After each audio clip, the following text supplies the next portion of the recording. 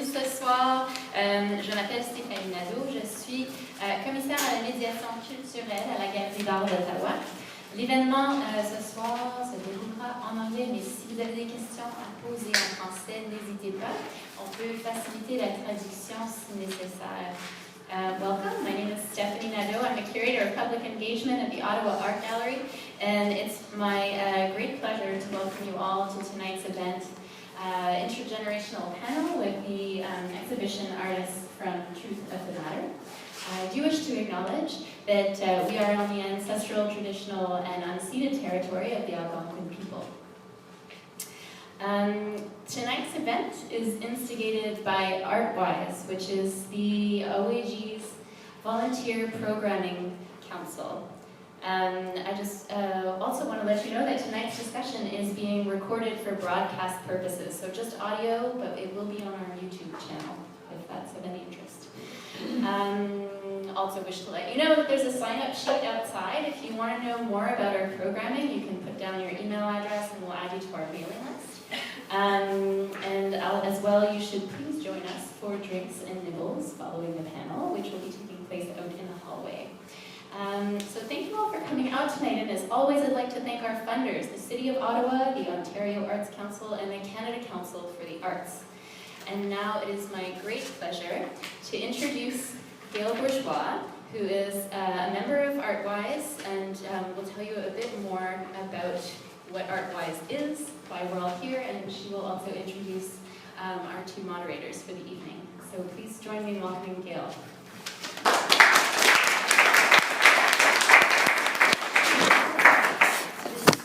I got roped into this because Petra's not here. It's actually Petra Hawkes who should be here because she is the founder of ArtWise.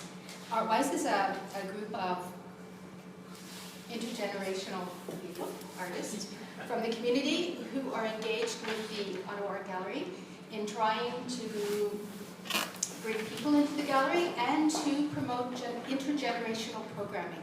So that is something that's new for the gallery, and we're working really hard at that. So this evening and this panel is part of that process. Also, my students will find this very ironic that I have the microphone because they, in fact, have had to work very hard this year, this semester, in presenting work of Nicole Kiss in the other gallery. So I can't see without my glasses. I'm going to introduce our two moderators tonight, our young moderators tonight. Hello. Rose Iken is an art educator and candidate for Masters of Art History at Carleton University. She works as a teaching assistant in both art and architectural history at Carleton University, assists in the programming department at the Ottawa Art Gallery, and she has worked to develop and organize the successful creative talk series Chupin. Rose's focus is on art education and public programming, focusing on the various ways museum and gallery goers experience and learn about art and history. Rose believes that contemporary curatorial and programming initiatives can allow for wider and more comprehensive audience participation and interaction. Emma Rath is a grade 12 high school student at Canterbury High School in the Visual Arts program. She is the current head of Visual Arts Council at Canterbury and has been instrumental in developing the framework for a student-run gallery at Canterbury. The gallery space is planned for opening this year.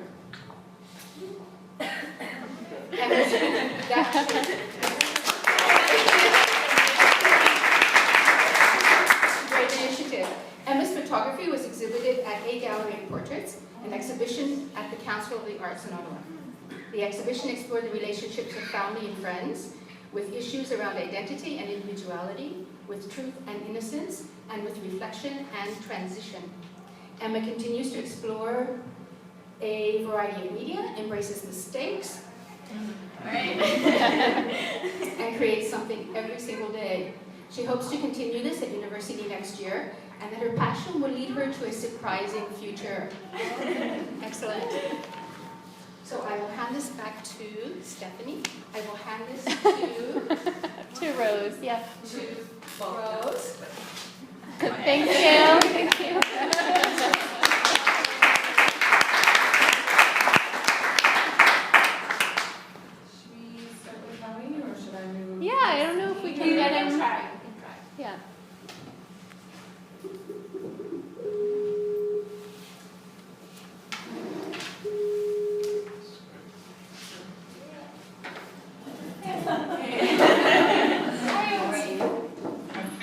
really big. So we're just about to start the panel. We can see you on our screen.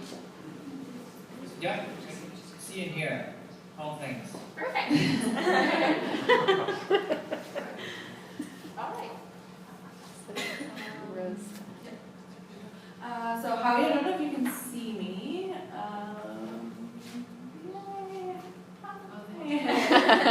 So I'll just do a little bit of the way that we think this sort of will follow is we'll take turns introducing the artists and then asking them a question, and then afterwards we'll open it up to the audience and get a real sort of discussion going. So I'll start with Howie. Vancouver-based artist Howie Tsui was born in Hong Kong and raised in Lagos, Nigeria, and Thunder Bay. He holds a BFA in painting from the University of Waterloo and received the Joseph S. Stauffer Prize from the Canada Council for Most Outstanding Young Artist. His work is in the public collections of the National Gallery of Canada, Canada Council Art Bank, City of Ottawa, Ottawa Art Gallery, and Centre d'Exposition de Bénévole. Solo expositions include Gallery 101, Carleton University Art Gallery, Ace Art Inc., Montreal Art Intergénérational, Southwest Agnes Atherton Art Center, Art Gallery of Southwestern Manitoba, and group shows at West Vancouver Museum, Oakville Galleries, Boston University School of Fine Arts, and Asian Art Museum of San Francisco, Paris, Hong Kong, Art Gallery Shanghai, and the National Gallery of Canada. Tsui is currently working on Retainers of Anarchy, a new solo exhibit to debut at the Vancouver Art Gallery in the fall of 2016. So, Howie, to me, your art in this exhibition to me sort of explores the trauma that is inflicted upon and by humans, including the sense of fear and competition that is often associated in war and conflict, which can be seen in your work, Basketball of 2012. Why is it important for you that these themes are represented or included in your work? Well, I have two works in the show. I'll finish with Basketball, but I think for the scroll work, that body of work was based on, is this sounding okay? Yeah, it's okay. Yeah. Okay.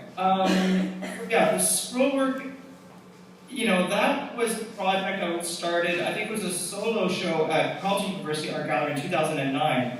And at that point, I was sort of using imagery and snippets from traditional Asian ghost stories to comment on kind of the state of fear that was kind of prevailing state of fear, climate of fear that was kind of around society, around us. The reason that the bodies I found out was, I guess, quite important to these stories was it seemed to be kind of a cause and effect where when I started researching ghost stories, the formula usually involved some sort of trauma, whether it's physical or psychological, that resulted in lingering spirit. So this idea that people are passing away, dying without being at peace, and that something is lingering and something is left undone. So I think that's how body relates in that piece. And then with the pinball work, that was a little bit more direct, where I was invited by the Agnes Atherton Art Center to create a show that was a response to the medical realities of the War of 1812. So I think I was invited to do that because the curator, Jen Allen, knew I had a kind of propensity to work with horrific imagery or kind of trauma.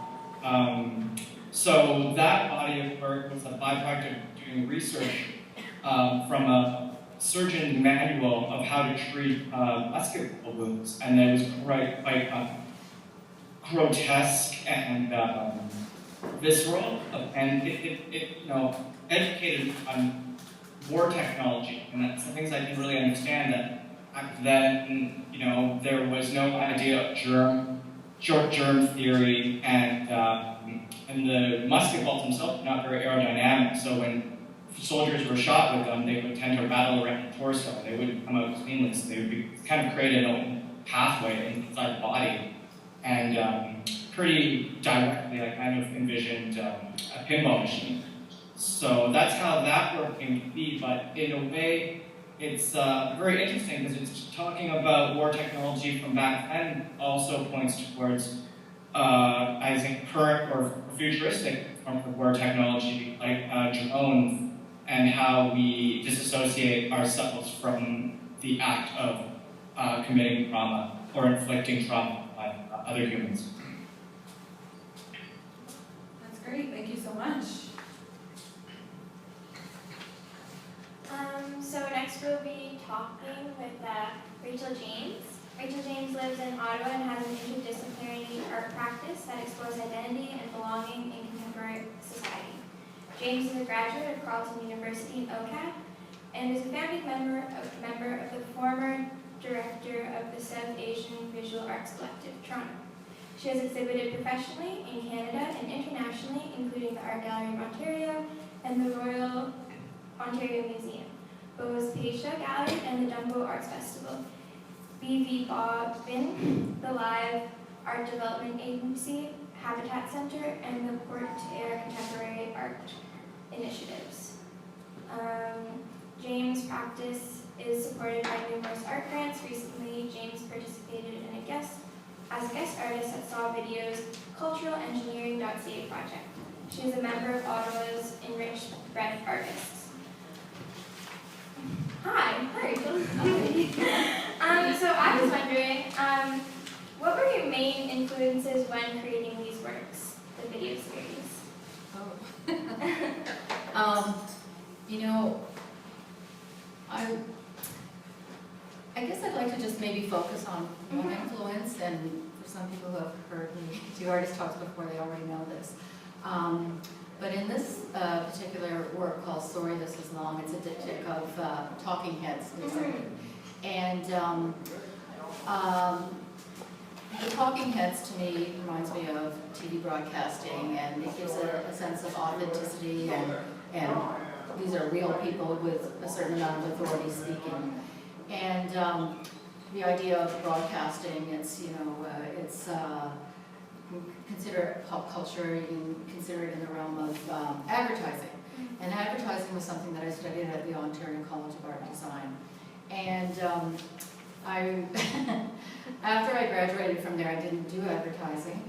I started working as a fine artist.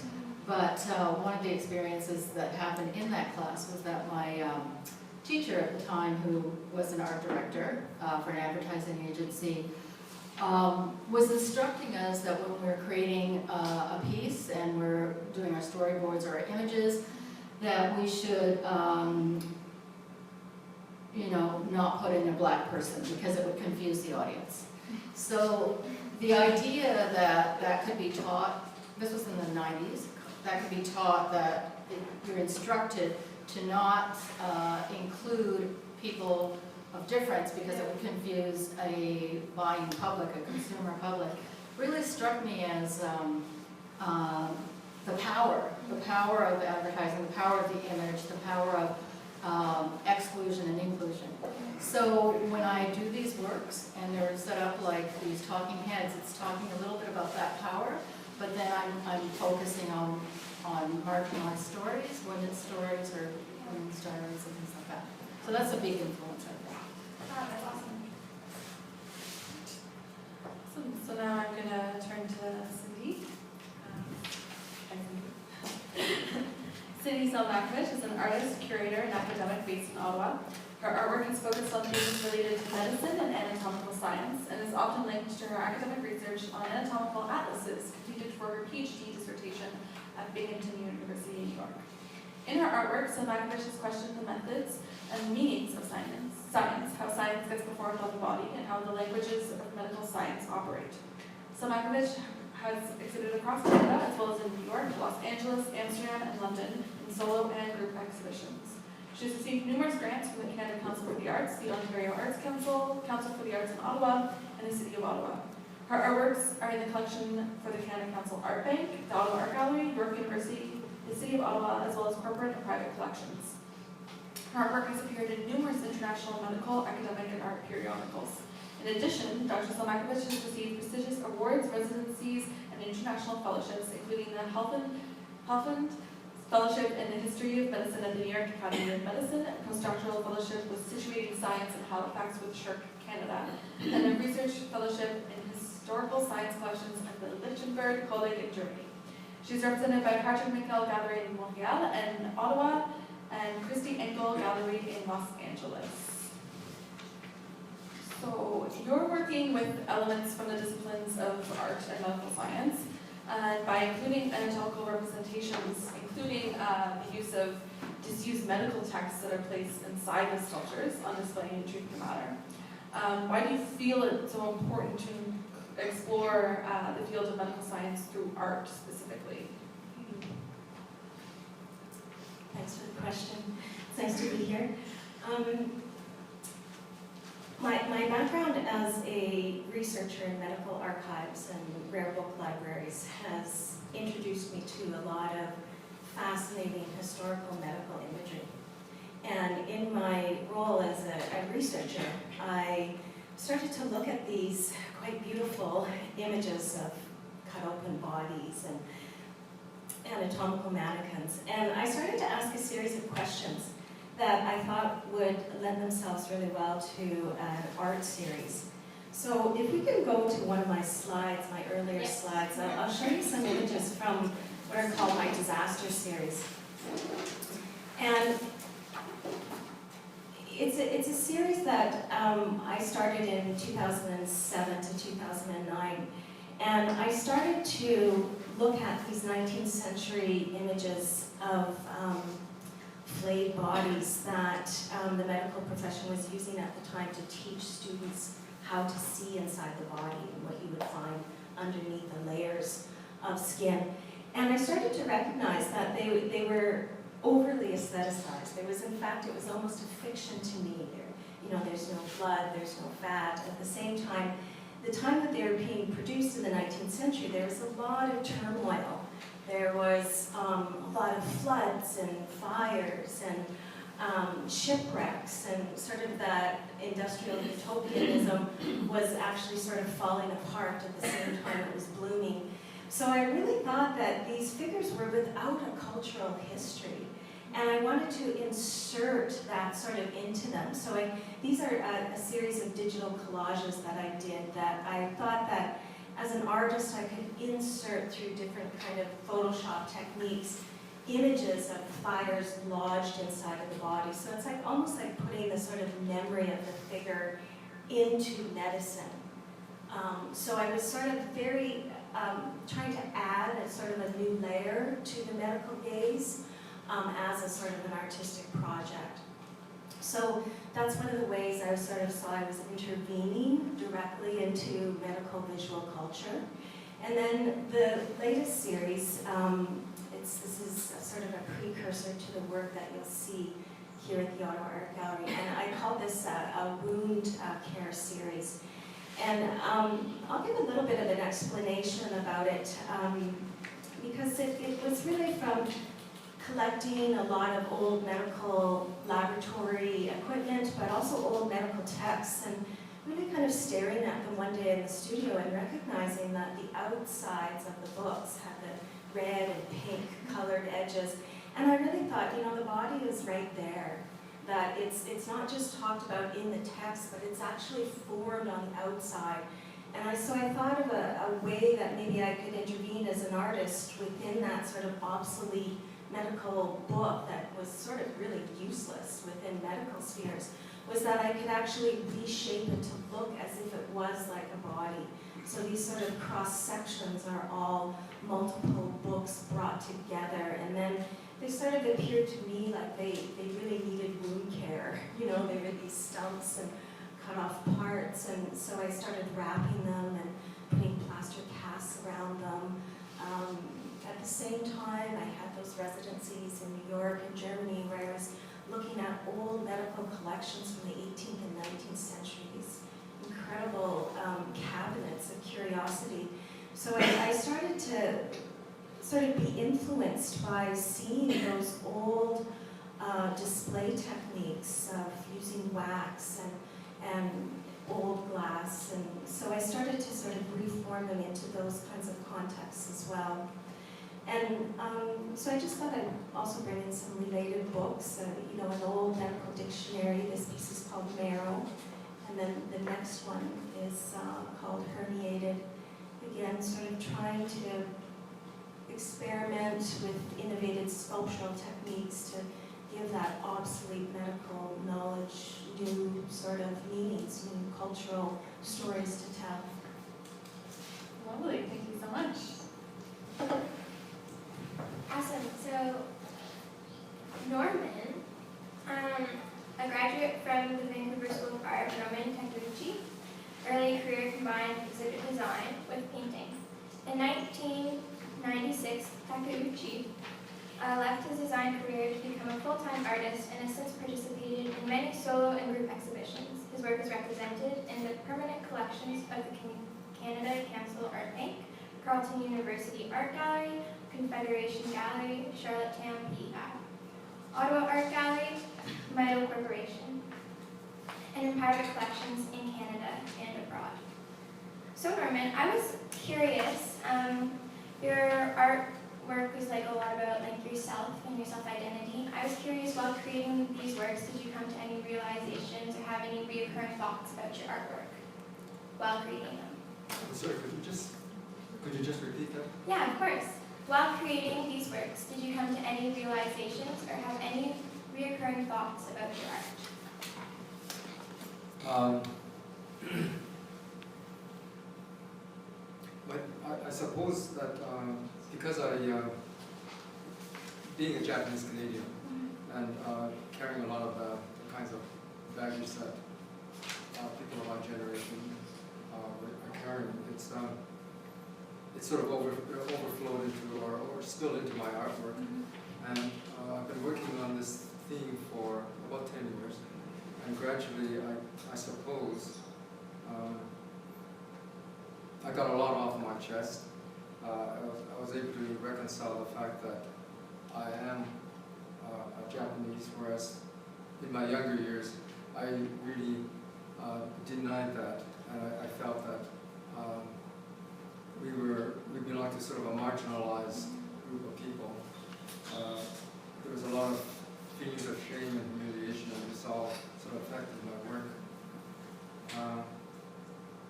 But in the end, I think I'm sort of reconciled to that part of our history, and my work has sort of changed and become a little more relaxed, a little more celebratory of my background, my ethnicity, and so I suppose the main purpose of my work, I suppose, is for myself to just find myself in a better place. Awesome. Thank you. So now we're going to open the questions up to the audience. Yeah. So does anybody have any questions they'd like to ask these artists? Yeah. Hi, my name is Julie Mercantini, and my question is for Norman Takeuchi. And it's regarding the three paintings that you have in the gallery, Cliff Face, Waterfall, and Picnic. So the Japanese iconography in those two paintings seems very, very peaceful and seems to reflect, to me it seems to reflect a type of quiet dignity. I can see this in both the female figure, in Picnic, for example, and in the landscape design, which is serene and peaceful. By contrast, the abstract painting, which has been done over top and around, is more bold and gestural, very beautiful, but also sometimes seems threatening. Could you speak a little bit about this, whether my interpretation is something that you were thinking or feeling? So can you talk a little bit about the different mood in your paintings for the Japanese iconography portion, and the abstract painting portions in that series? Well, I'm glad you brought that up. My paintings are all about being Japanese Canadian, and so there's the bicultural part that I wanted to get across in my work. And when I started this series, it was about 10 years ago. I started very slowly because I wasn't too sure where I was going with this, but I wanted to make some references to my Japanese background. And up until that point, I really didn't want to have anything to do with it. But I guess I was starting to mature and grow up. And so I decided that I would select images from these woodblock prints that I've always admired ever since art school, and make use of them in some way in my work. And those images then would represent the Japanese side of me. And then up until that point, before I started this, I was an abstract painter. And so I saw myself as an abstract painter, but moving away from that. But the abstract paintings were my Canadian side, so to speak. So I just thought that to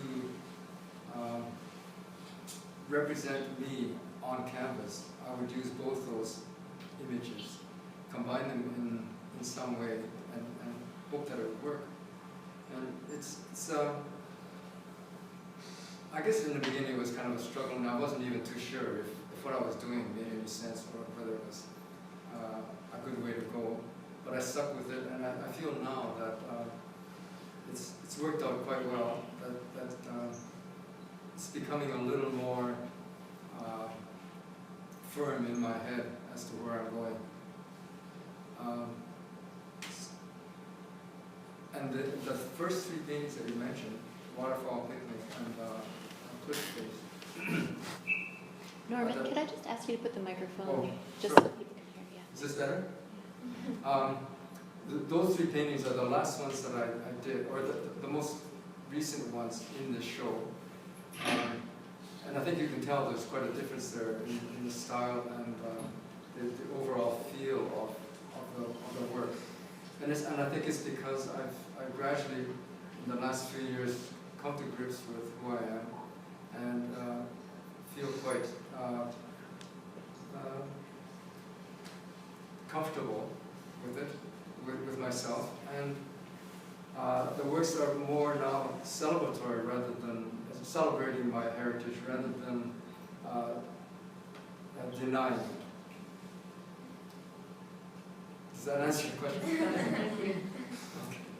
Thank you very much, Norman. Do you have any other questions for any of the artists? Yeah, over there.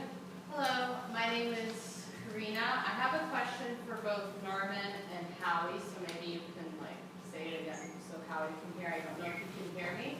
Yeah, I can hear you. Okay.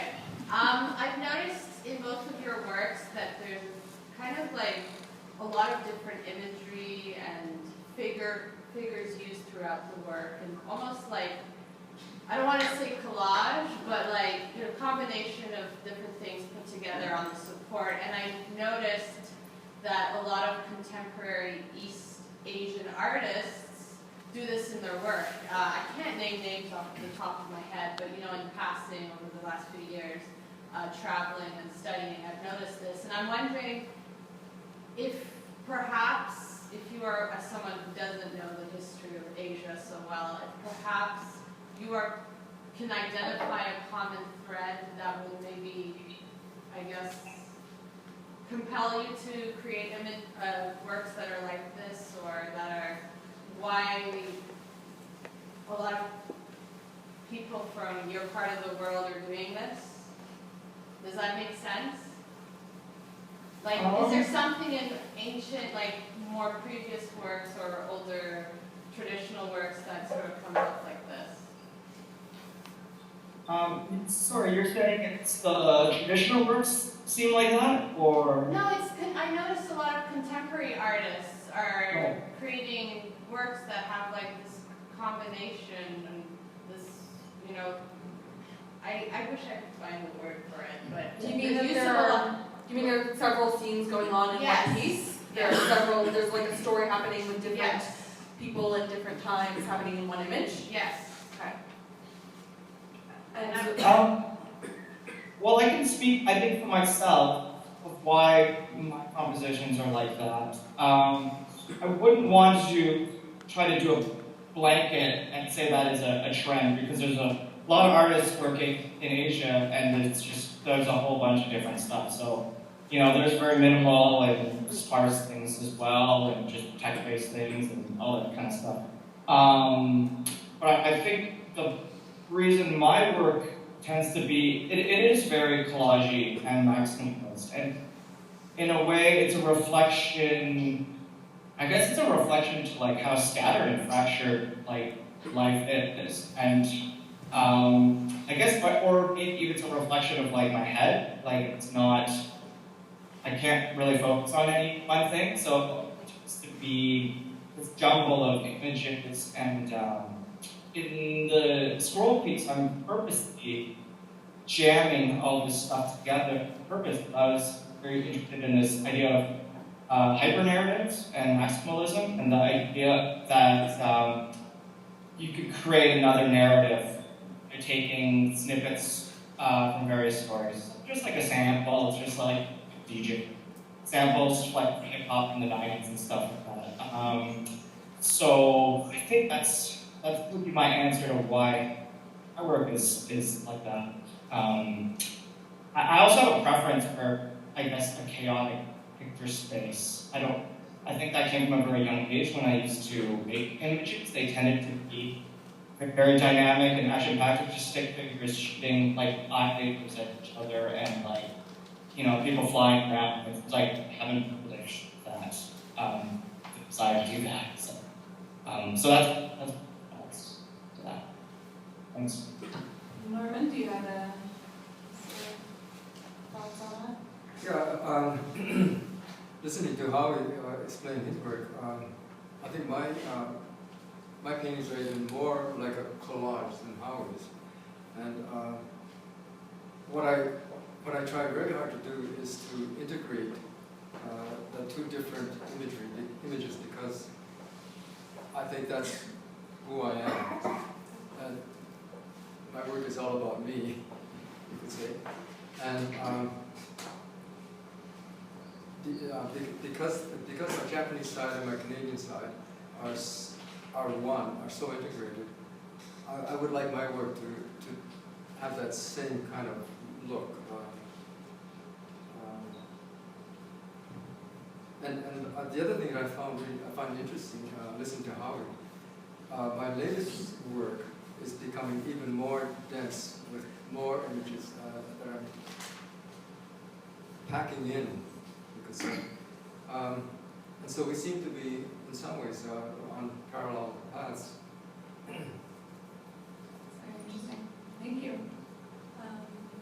Do you want to add anything? No. I think I'll have one more thing. If we're on this identity kind of topic, and Asia, I think, because I've been back to Hong Kong a few times now in the last couple of years, and I hadn't been back for about 25 years. And I think a lot of times my penchant for my work to be so chaotic and dense mirrors a lot of these formative experiences being in the world and being around in Hong Kong. Like I noticed when I went back,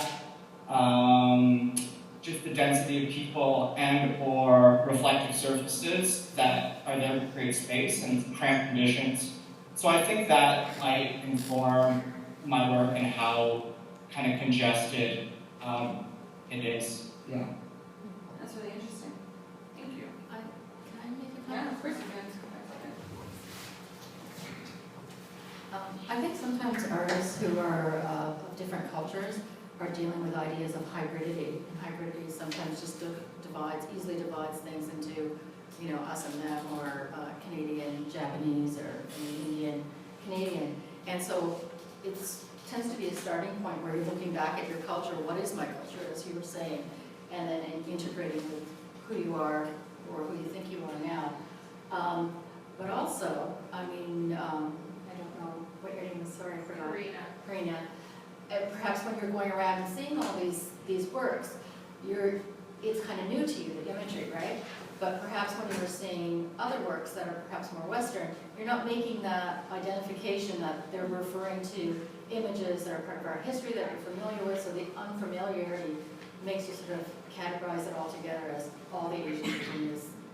Not all, but you know what I'm saying? It to come out that way, but But, that's but that's what happens, right? We sort of like quickly make these sort of conclusions, but as Howie was saying, there are many, many artists who are not doing that, but definitely when there's this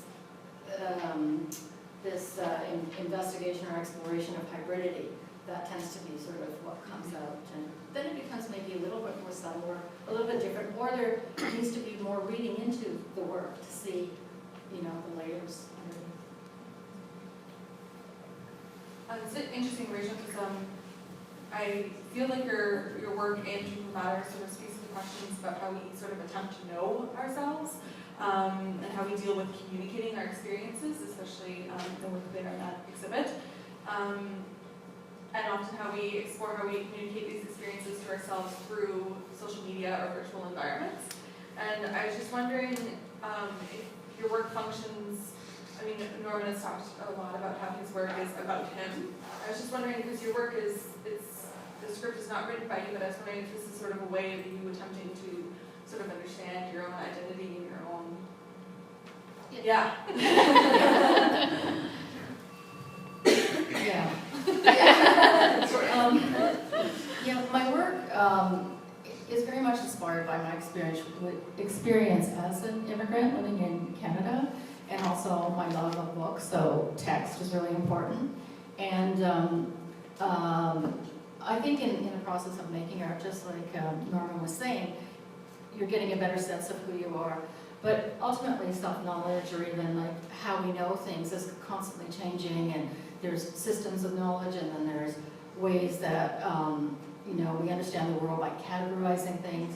So my work is more about like how those systems work, and invest in exploring those kinds of systems.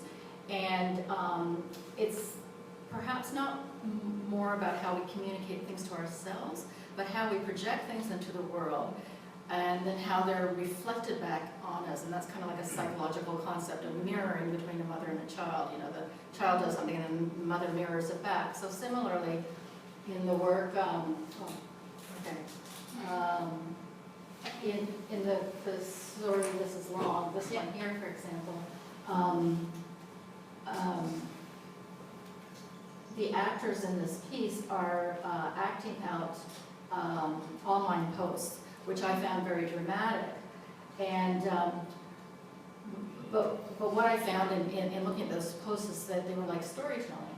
So in the process of storytelling, we put those experiences out in the world, and they felt a very strong need to share their suffering and trauma anonymously online, seeking perhaps belonging, seeking perhaps connection, seeking perhaps understanding. And they're putting it out to this anonymous audience. I feel queasy about that. I think that like they feel they're anonymous, but they're investing a lot of in the text that they wrote. They were investing a lot of their personal struggle, their life, and things like that. And so I felt it needed to.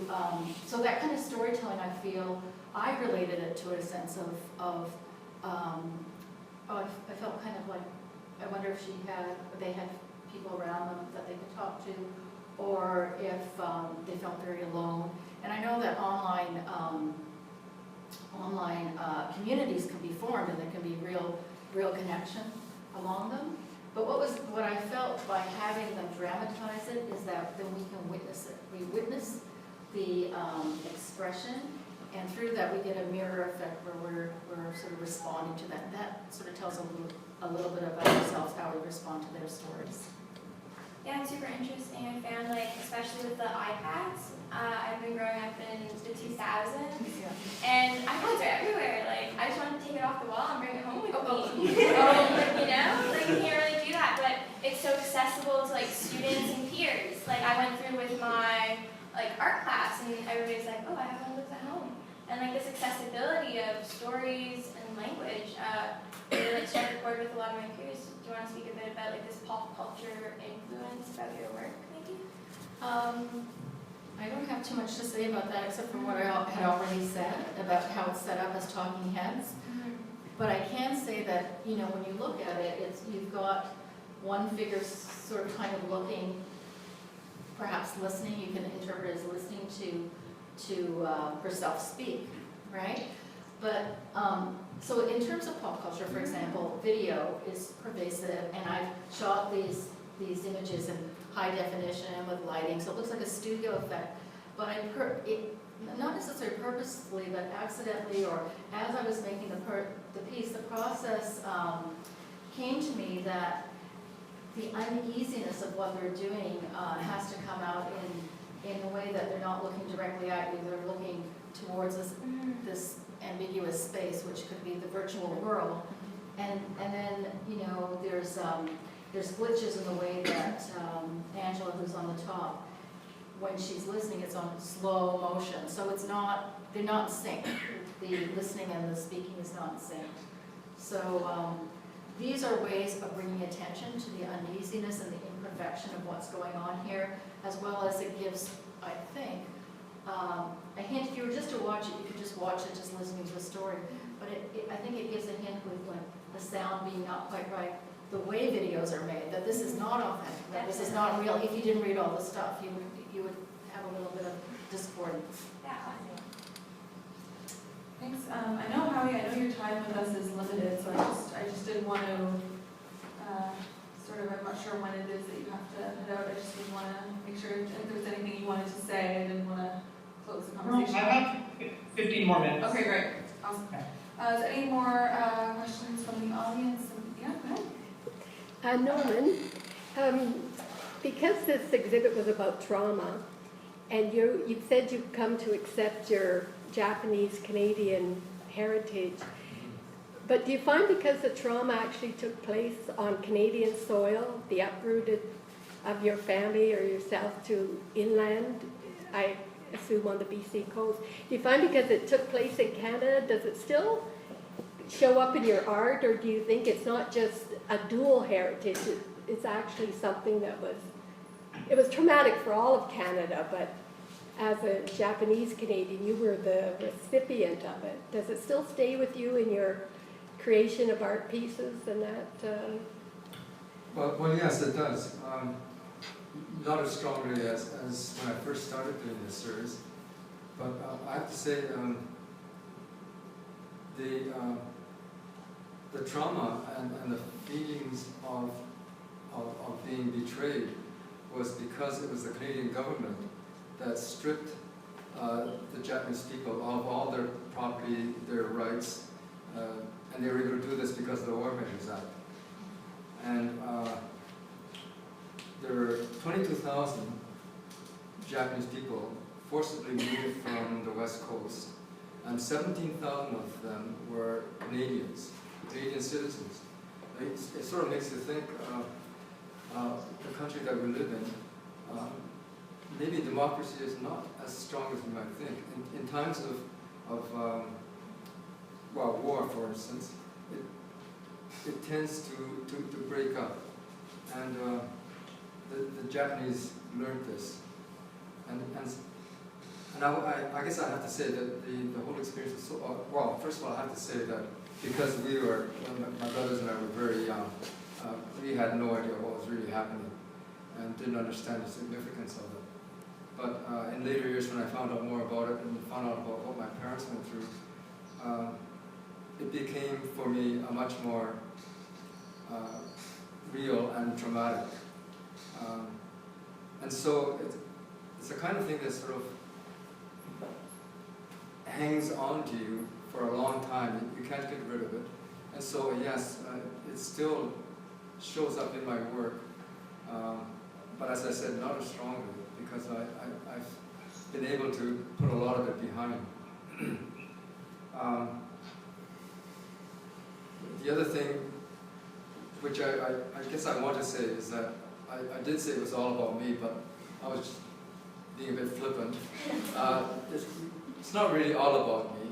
A lot of it is, of course, but it's about the Japanese community in Canada and what they went through. And I just felt occasionally I would like to make reference to that because it's something that we should not forget, and it shouldn't happen again, although we know that it happened in Quebec with the War Measures Act. It was invoked again there, and it could happen again, I guess. But you know, it's really something that is so, well, to use the word again, traumatic. We need to be wary of it and guard against it if we can. Leslie, do you have a question? Oh, sorry. No, Go continue. Norman, I found that really fascinating because in your newest work, I think there's almost a kind of acceptance of both the trauma and of your life here as you live it now and live very fully. But I know, just learned recently that a very important series that you did of kimonos has been purchased by the Canadian War Museum, which is just wonderful. But I'm wondering also if you have a few second thoughts about these very significant art pieces going into the Canadian War Museum, given your experiences in internee. Well, first of all, I have to say that they didn't purchase it. I donated it, and they accepted my offer of a donation, so I was really pleased about that. I'm actually very happy that it's gone there. I thought that there couldn't be a better place for it because of the subject matter, what it refers to, and for me, I guess it was the perfect place. So I have no second thoughts about that. It does seem to speak to both sides of the work that you're doing, though, or the two sides of you that have seemed to come together in the current work. And I was surprised when you were talking about your earlier work that you referred to your abstraction and painting, but didn't make a reference to that very, really beautiful and significant body of work that you're speaking about. I mean, it's a huge donation. Yeah. But it's also very important work. It's also quite a large piece, and so I don't know where I would put it. I meant by huge, it was, I think, very significant, not just for you, but for the country, that it went into the War Museum. Well, it was a very significant piece. It was actually a turning point in my work. When I was invited by Marine Corps to take part in that exhibition without a passport, that's when I produced this work, because I just felt that it fitted in perfectly with the theme. But by spending time doing that, I learned a lot about what had happened. And the more I worked on it, I suppose the more angry I got, because I began to realize just what had happened. And as I said, that particular piece became a kind of a turning point for me, and my later works sort of fed off that, I think. And I continued doing some darker pieces for a while, and now my work. The other thing I wanted to say about my latest work is that I'm incorporating Canadian iconography into my work, such as a moose or a grain elevator, owls, as well as the Japanese imagery is now taken from more modern images from Japan, from advertisements and that kind of, graphics of that kind. Yes. Yeah. I have a question for Cindy Stel. Pardon my pronunciation, Stelmackowich. Is that correct? Good. My My name is Carol Brockins-Sang, and when you were describing your work in relation to the medical archives, it certainly answered a lot of questions that the three of us, Estelle, Pat, and I, were wondering. Because on one hand, one gets a very strong visceral reaction from the severed limbs, and on the other hand, they're presented in a rather antiseptic way. So I appreciated your explanations about the medical archives and the trauma, not of yours personally, but of the 19th century victims. Now, in the display, one of the limbs, rather than being upright like an offering, is fallen on its side, and it's leaking of fluid, reminiscent of blood, although obviously it had been drained of blood. And I was wondering if this was a metaphor or a reminder of the humanity behind it, or the connection to actual person, not just something displayed for medical research. Was that the point you were trying to make with it? Yeah, I think so. Thanks for that observation and giving it some serious thought by the sound of it. So thanks so much. Yeah, I think I'm obviously, there's a sense of, believe it or not, play. And I know some people find that hard to accept with that kind of visceral work that can be seen as traumatic. But there is a play, playing with realisms. And I'm always interested in fake stuff. I've always been, since a child, I'm interested in the fake. I find that actually more interesting than the real. So there's a lot of play with what the inside of the body looks like, and getting the text to form in a way that gives the illusion of a cross-section, but at the same time, I kind of leave it open a little bit too. I'm not trying to be exactly realistic. I like the fact that there's a little bit of subjectivity on my behalf. And so things like it's a dried resin that I've added. Sure, it's not blood, but it's an ooze of a certain kind that would refer back to a real body. And so I sort of like to play with that as well. So there's sort of a little bit of my own sort of mischievousness about the realisms of what you should expect, but in fact I'm sort of constantly playing with that sort of reality.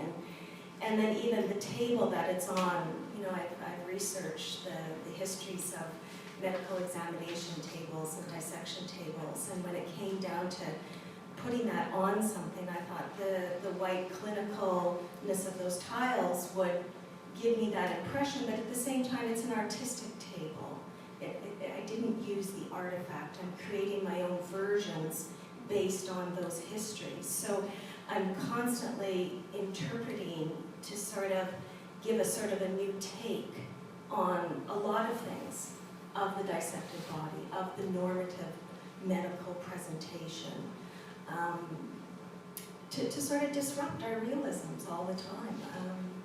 It's sort of what I'm constantly trying to get at. So. Is there a question for Howie, maybe? Yeah, I was just going to ask if anyone had a question for Howie, as he has to unfortunately leave in a few minutes. Or, yeah. Anything you wanted to ask him?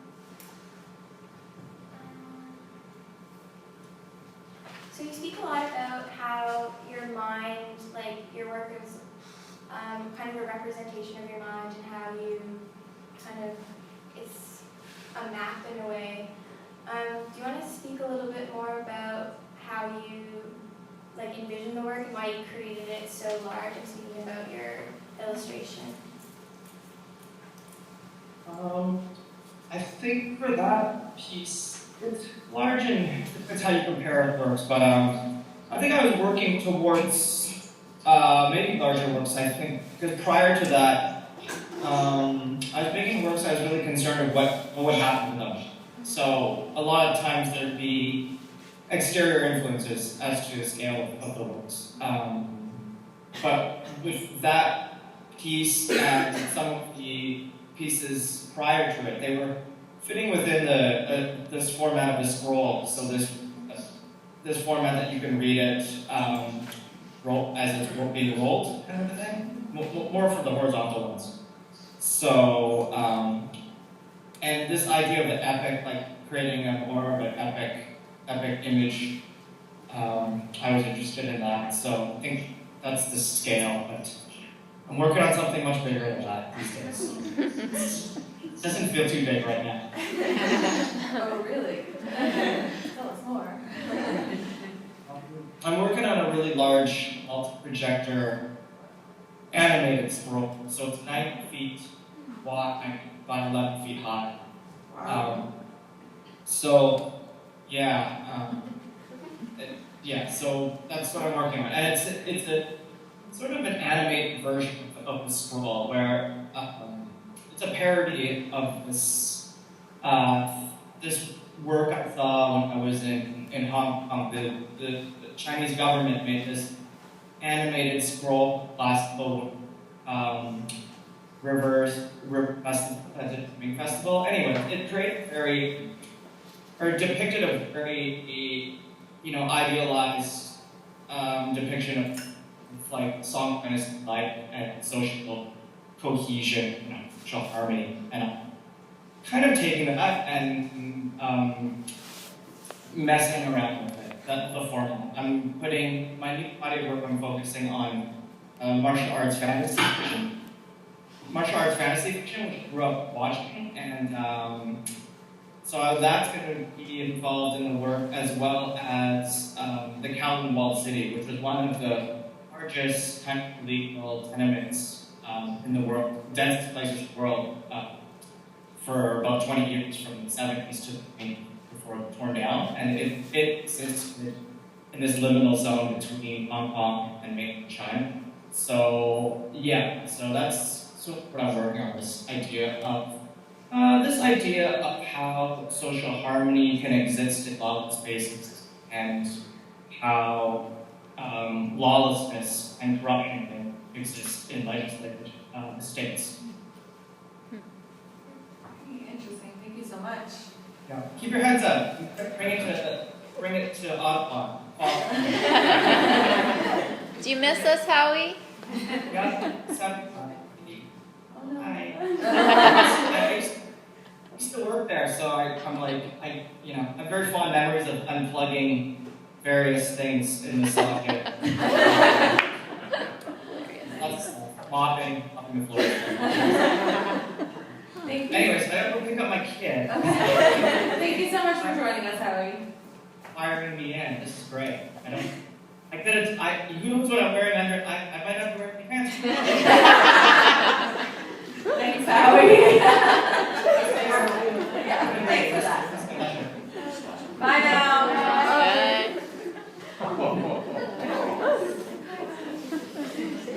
Great, so I wanted to open back up to the floor for any questions. Stephanie Doe. I just wanted to bring it back to Cindy. Sorry, I brought it to Cody because I guess he was reading. But I did want to ask you about your interest. You're talking a lot about artifice, and obviously you're looking at the history of medicine, and at a time in medicine where art and science were kind of very closely linked, like representations of the body were very, as you say, dramatic and elaborate. And so what, in your research or your experience, what was the moment when art and science kind of went their separate ways? Mm-hmm.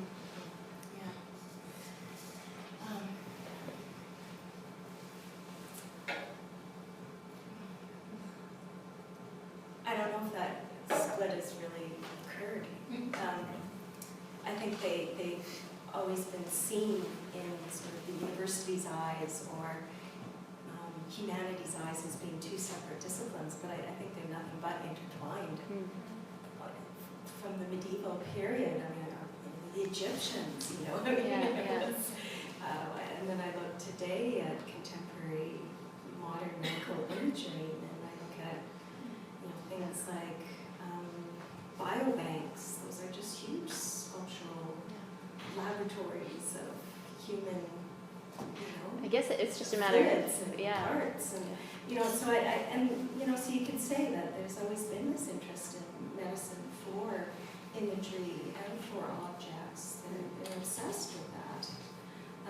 So it's not just art, and medicine's obsessed with vision and trying to train a group of health professionals how to see, how to know the body, how to apply certain techniques to the body. I mean, that's very much about treating the body as an object.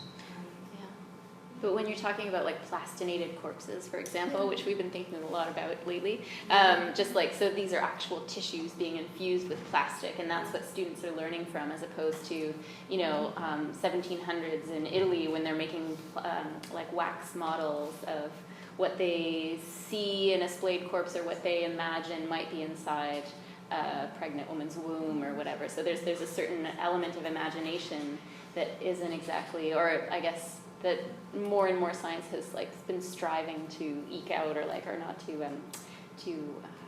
get rid of, or like to try and get to the more true representation, right? So, yeah. But then you look at something like Body Worlds, that exhibit, and you look at the poses that those figures were all placed in. Right. And they were, the thinker and, Yeah. the chess player and these traditional art historical poses. Yeah. And, and very gender determined, the men were the Super thinkers gross, and, yeah. and, the women were the ballerinas and, along gendered lines, right? Mm-hmm. So those poses, you could say, were completely tropes from art history. Yeah. Which is, fascinating as well. So it was very much about the history of art, not just the history of the real body. Thanks, yeah. One of the things that also I became quite interested when these texts started to have this very complex language, when I actually had to rip the books apart, and it's a lengthy process of also wetting the books to be able to get them to form so tightly. Some of the text would be revealed, was people were talking to me a lot about body memory and cellular memory. And I was starting to think about, where is there room within medical discourse to talk about that? And it sort of is a big hole that's lost there. So right now I'm trying to sort of insert that kind of other way of knowing and thinking about the body outside of the medical discourse to bring to the work as well. Do you have any other questions? Oh, yeah, hi. Hi, I have a question for Cindy. What first triggered your interest in anatomy and medical art, and was it an easy transition to incorporate it into your own work? I get that question quite a bit. I'm not sure why. I think it's maybe, when it's your obsession, you just sort of feel, I don't know how to answer it. And it's not a story that's, I had some botched surgery, or, I have this bad memory as a child, or I wanted to be a doctor, a medical doctor. No, it's nothing like that. And it's hard, because it's been a really big topic of mine for over 10 years now. I remember there was this one really mature writer, and he had an obsession, and his answer to the question of why those themes, and I sort of will use his response, which was that it's not a topic that I went out to find, it's a topic that's found me, as odd as that sounds. And I think we all have sort of our own things that, we'll wake up in the middle of the night and think about, or, just sort of obsessions that we have visually, or big questions we have. And that it happens to be mine. And so it's found me, and I explore it in so many ways. I go into archives, I look online, I talk to people, I buy artifacts, so I try to explore it as fully as I can, and try and bring all of that into this thing called an art practice. Do we have any more questions from the audience? Hello. I'm not going to presume upon the curator's process of putting the show together, but for the artists, were you surprised by the other works that may have been put in the show alongside yours?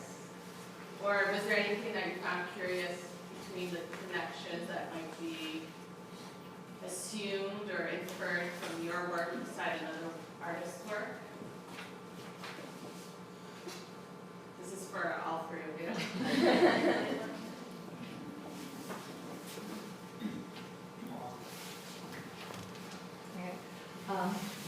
Hi, Corinne. Spring, right? So I was pleasantly surprised by the show. It's in a small gallery. It's very quiet, I felt, and yet, you know, when you look at the work, it's a little unquiet. So I thought Ola wrote a really good sort of reasoning why she put them together.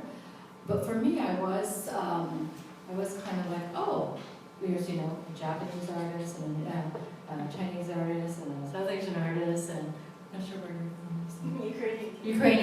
Ukrainian artist. So it was very much about immigrant experiences, or, you know, it was very visible that way. So I thought that was interesting too. Like, I don't know if that was conscious or if that just came about like that. And it's about body and trauma, but I think Alex wrote something about identity as well. So, you know, those things were things that when Ola chose my work for the show, those weren't sort of the things that had come up, ideas of identity. It was more about this kind of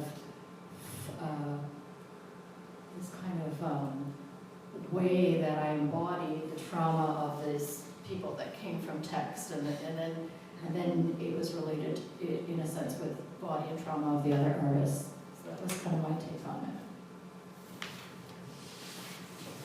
When I was first invited to take part in the show, I was told that Howie was going to be part of it, and that's all that I found out at that point. And I thought, oh, it's going to be an exhibition of works by Asian artists. And then I found out that you were in. And well, no, it isn't going to be what I thought it was going to be. And I thought it was a very interesting mix of artists, and a very interesting mix of approaches to art making. But I did have difficulty visualizing it. And then when I saw the show, when I saw the show installed, I thought, this is really interesting. And it would require a bit of thought, on my part anyway, to figure out what the connections were. And I thought I worked it out. And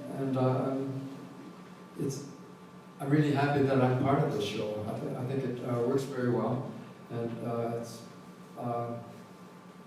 quite successful.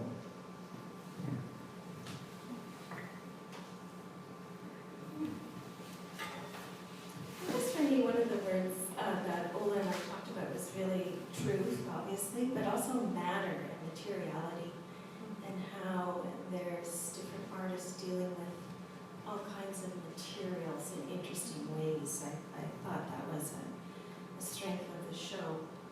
And also, I don't know where there are people talking about trauma. You know, I don't know other circles or other spaces. And, you know, is that along the lines of melancholy? Is that, you know, so just even the topic itself is kind of a brave one and a very necessary one, and one that's sort of not talked about that much. So that I thought was interesting. Definitely. Nobody really wants to focus on pain, or they don't want to focus on the trauma that one has, but more the joys in life. We've kind of been like conditioned to like sweep it under the carpet, you know? Does anybody else have any other questions for the artists? I have one for Rachel. Sorry. It might take me a minute to formulate it, but it's something around what you were talking about.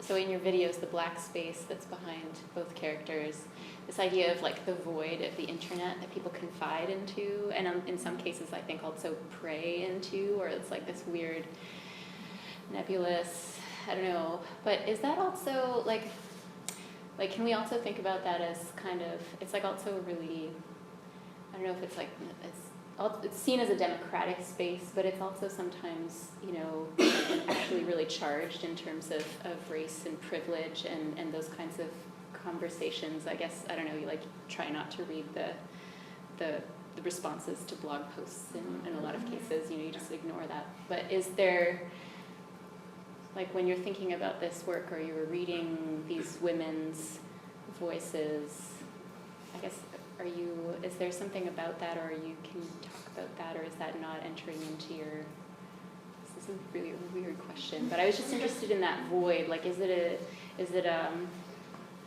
like both in how you're thinking about it and both how you're reading these women thinking about it, is it like an empty space that feels safe to them, or is there some danger there that you're trying to point to? I think there's danger, and I wonder what they think when they put it out in the, like, who do they think is going to respond to this? Right. And for the most part, sometimes it's professionals, like the one about health was on a professional health website. So it's, it's just looking for feedback, and the other one was on like a dating website, right? So they're looking for feedback. They think this is their, this is perhaps their group that's all engaged in the same kind of thing. But I think what it does is someone told me a story about being part of one of these online groups, and everyone had their own, name or whatever, but it wasn't their name. But what started happening is they also started meeting outside of it, so people didn't get to know who they were. So that idea of anonymity is only protective on some level. Sometimes things seep out, like what is being told, and I was just struck by the freeness of expressing yourself in this space and feeling it was protective, or it was safe. But I don't even know what that means, safe. Like, they're only imagining themselves speaking to that group, whereas you're outside of it accessing this information. Anyone can access this information. That's right. So yeah, that's interesting. and then anyone can respond to it too, and they can respond kindly or not. Right? And even if you're anonymous, you're going to feel the response. I think it's quite interesting in that we discussed the link between all the work and the artists and trauma, whereas I feel obviously in some ways these works are trying to communicate this, but your work focuses on people who have, because these are actual things that people have written, trying to communicate. And I think I mentioned it, but I'm obviously they're communicating to others, and of course the mirroring is intentional, but it feels, or at least it feels to me, I don't know if it feels to other people, but social media is sort of a way of saying out loud to ourselves what we want to hear, perhaps, or speaking it out to ourselves. I mean, as you're saying, we don't really know if the space that these people are speaking to is a positive or negative one, and we can only assume that they are putting it there because they feel that it's a positive, safe space. And I just was wondering if you sort of feel that way about social media. I'm not sure how much you use it. I don't use it that much, but in what, sorry, misunderstanding the question. Okay. Do I feel like it's a safe space? Should we sort of answer, or is it? Do you feel it's a sounding board for just our own thoughts? For our own thoughts. Sort of so when I say it back have to a ourselves? mirror, Yeah. I guess it's like journal writing, and my previous works had to do with women's writing in diaries and things like that. So this is the new contemporary form of diary writing, or trying to get feedback, or expressing yourself. What I do feel though is, and this is what I'm approaching when I'm thinking of storytelling, taking that text and having it acted out, and us witnessing is that when we witness other people, we see their strengths and foibles more than we see our own. So sometimes, even if we're writing for ourselves or journal writing, we might not actually see or understand what we're doing. And the text that the actors are reading from, it's quite frustrating. It goes in circles, and it's so you're wondering how much are they just Exactly. sort of dumping out, or how much is actually being sort of considered. But I definitely felt. I think all the pieces also speak to a certain way of exposing a certain amount of trauma. I find it interesting because I came across my old grandmother's journals, diaries, and I felt immediately like I shouldn't touch them, I shouldn't look at them, I shouldn't witness them. And I feel the work that you were discussing, people are allowing this now to be witnessed, sort of the response that happens, which I think is incredibly interesting. I just want to know if there's any other questions, or any comments that anyone wants to make. I have a question for Cindy. I really enjoyed your work. I was wondering if you ever, when you're working with the objects and putting them together, especially the ones where you have them on the turntable, we're thinking of them in the terms of operators. Because to me, when I was looking at this thing, almost like an operator on an altar of science, was that clinical altar that you created with the objects placed on it. Or is this just one of these random things that people read into your artwork?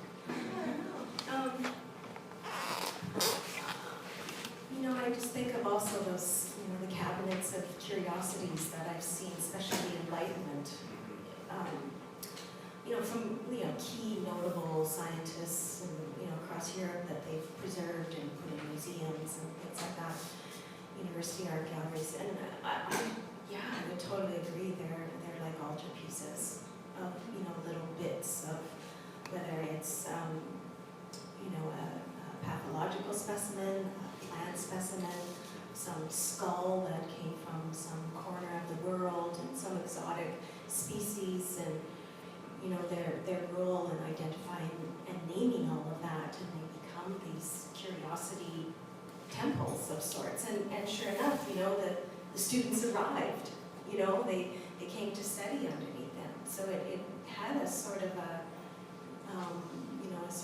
religious theme to it. And of course, most of that was also Christian-based, the one that I've seen. So I guess for me, I'm very aware my work is going to end up in a white cube of a gallery. And I don't know, there's a certain politics of that white cube that came out in the 1950s, and white, clinical. It's very much like a clinical space that has no history. That's what all these white galleries and cubes are supposed to be like.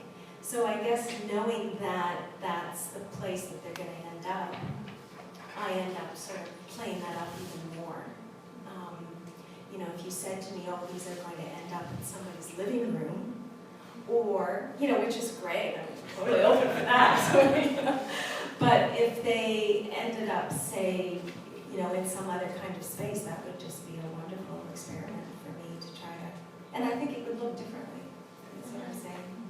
Yeah, I know the theme is trauma, but I also see like the beauty that's in that as well. Like, in a way, especially, when you see them upright and sort of down, and then the colors on top, it's almost, in a sense, it could be a bundle of flowers as well as the cross-section of flesh.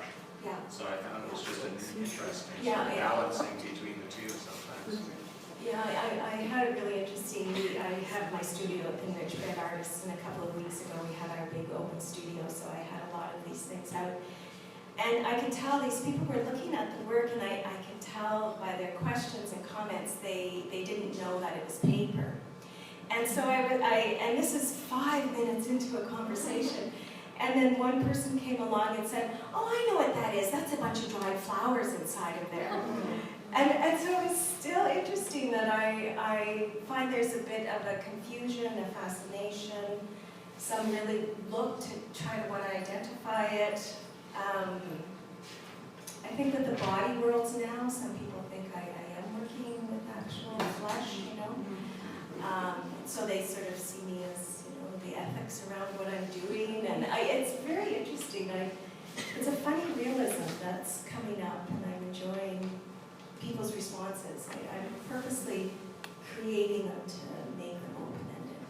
Yeah, there's something in computer animation that they call the uncanny valley, where the computer animation is a bit too real, but not quite there. Right, yeah. And so I sometimes get the sense of that. There's sort of that, you can sort of look at it almost in two different ways at the same time. Yeah, That. yeah, that's definitely what I'm interested in the uncanny as well.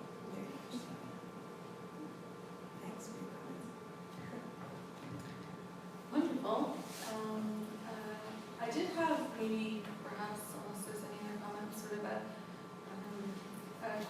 for all three of you. And Norman's brought this up a few times, and I think it's quite present in the works, but as we've talked about this sort of relating to trauma, I think there's also the notion of sort of reconciliation perhaps comes in, sort of when you're dealing with trauma, perhaps you're speaking it out loud to garner some sort of closure, perhaps you're working through your own feelings and trying to reconcile them within yourself. I was wondering if all three of you sort of, what your feelings are, if you feel that your work is dealing with reconciliation, if it achieves reconciliation for yourself, if it's a mode to get to that path, or whether it's representing others.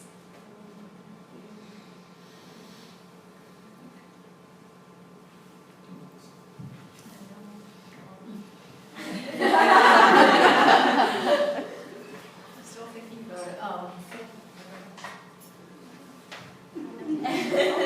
I'm still thinking about it too. It's a tough, very tough I know, question. it's a big one. I wonder, Cindy, how you feel reconciliation, if any, in any way it takes part in your work.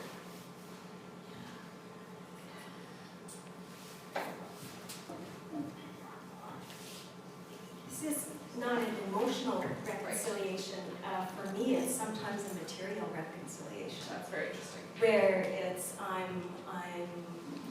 you know, I love books, but I'm cutting them apart, but I still want it to look like a book. And what I'm reconciling those historical objects to still use them and yet reference them, but make them something new. So materiality and reconciling that is important for me. Because they are considered no longer used, right? Because when medical science sort of evolves and some beliefs are no longer, or facts are no longer used, or sometimes think they're dangerous. Right. So and you're sort of Completely using that. obsolete. Yeah, completely obsolete. When I was in New York, a friend of mine was a librarian at the New York Public Library, and she said the material that they put out about HIV/AIDS, every year it has to get taken off the shelf and the new books have to be put on. And I've seen that also with medical schools, just completely getting rid of like old books and old technologies because you have to make room for the new. And it is a discipline that's sort of hyper active in that regard. You know, it's sort of, dangerous, these old techniques are just completely outdated. So I find that quite fascinating about that discipline. And so I guess in some ways I'm one of the few people who's trying to salvage that in my own way, even though I'm trying to reconcile making something new with it. Some thoughts now. Yes, this has to do with reconciliation. In a broader sense, definitely like the content of what Angela, the blonde-haired woman, was speaking about was how her health was really bad, and then she was prescribed all these drugs. So the reconciliation is about like the way women are treated, and she's having this voice in a way of speaking about it. So it's like putting that out there. She has this chance to put it out there, but it's in witnessing it, we kind of understand that she's gone through this thing, and it's kind of it's a bit of a disbelief. At the same time, Ray's not here, but I was going to say one of the pieces that I did was creating, like Cindy, playing with the real and the fake, was putting some fake diaries, faux diaries in the Art Gallery of Ontario, and it was to the diaries were attributed to a woman who was painted by a group of 7 painter Frederick Farley. And these diaries, women's writing was put into the gallery because to intervene, to insert history that's often marginalized. So by putting these diaries, they were fake, but putting them as artifacts in a museum, it gave them authority. So it's kind of similar to what's happening with your pieces, the kimonos going into the War Museum, is that histories get known by being authorized, official, being collected, preserved, And so the reconciliation comes from taking these things from everyday life and then discovering perhaps those voices that have been heard and then inserting them into places where they'll get more authority, I guess. That's great, thank you. It seems to me that there in times of trauma, you need reconciliation if you're going to find peace. And there seems to be different kinds of reconciliation. With the Japanese community, during hard times, they have this expression, shikata ga nai, which means it can't be helped. And they reconcile themselves with this philosophy to put up with hard times.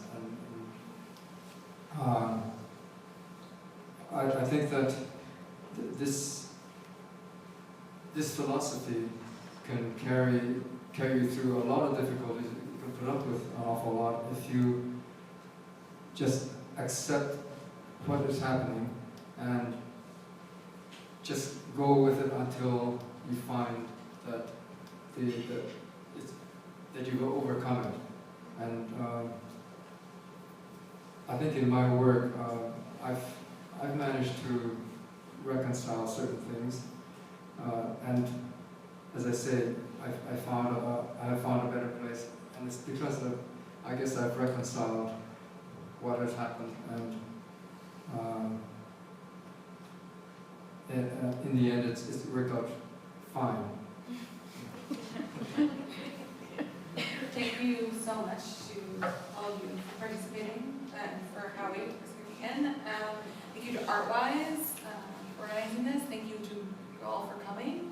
And there's some snacks and refreshments outside that I encourage you all to partake in, and maybe some further discussion and any questions you have. And thank you all for coming. Yeah, thank you. Thank you.